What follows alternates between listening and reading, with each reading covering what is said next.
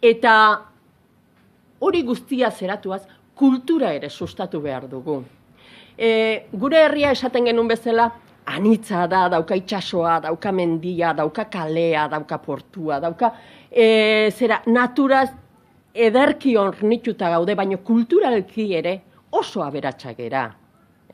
Oso aberatsak gera, badaukagulako hemen baditugu artistak, baditugu pintoreak, baditugu eskultoreak, baditugu idazleak, baditugu antzerkigileak, baditugu maila guztietakoak.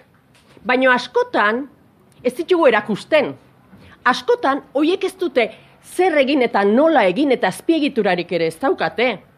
Eta arrotzen gera haiekin, esaten dugu, hoi gutarra da, arrotzen gera haiekin, eta kanpotik esaten duten nion, hau importantea da. Ez, hasi behar dugu etxekoa ere kontutan hartzen. Eta hasi behar dugu guztiok ere kultura ikuspegi hori are eta gehiago lantzen, nabarmentzen, eta gurea den hori gozatzen.